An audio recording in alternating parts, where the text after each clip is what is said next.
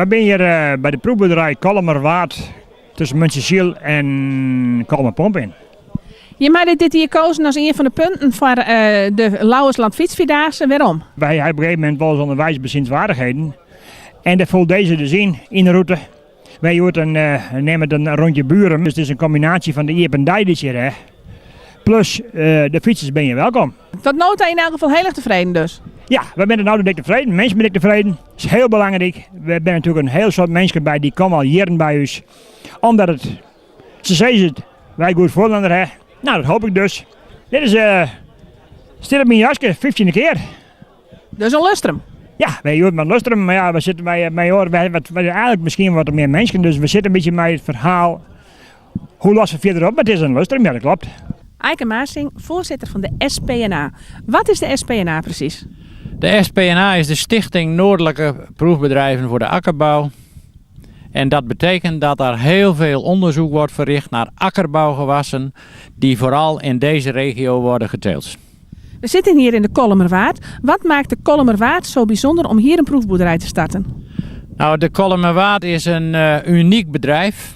Het is hier de beste grond in de hele wereld. Alles wil hier groeien en dat betekent dat de gewassen ook heel gezond willen groeien hier.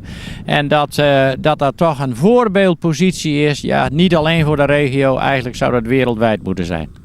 Wat wordt er precies gedaan op een proefboerderij? Nou, op een proefboerderij worden alle nieuwe ontwikkelingen die wetenschappelijk zijn bedacht, die worden hier onderzocht op de praktijk.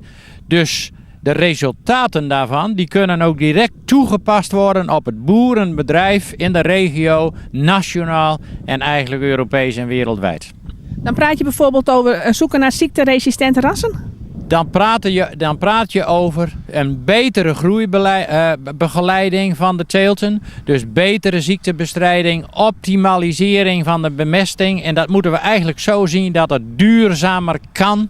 En dat die verduurzaamheid dus ook uitstraalt naar de omgeving. Ik zeg als boer altijd, hier wordt begonnen met het gewas te vertroetelen. Hoe groeit zo'n gewas nu het beste? En dat wordt hier allemaal onderzocht. Vandaag is het open dag. Wat gebeurt hier vandaag precies? Nou, vandaag is het zo dat bedrijven en onderzoeksopdrachtgevers hun resultaten laten zien. Want wij hebben natuurlijk opdrachten. Wij werken met opdrachten van handelshuizen, leveranciers, overheden enzovoort. En hier kunnen vandaag de resultaten worden gezien. RTV NL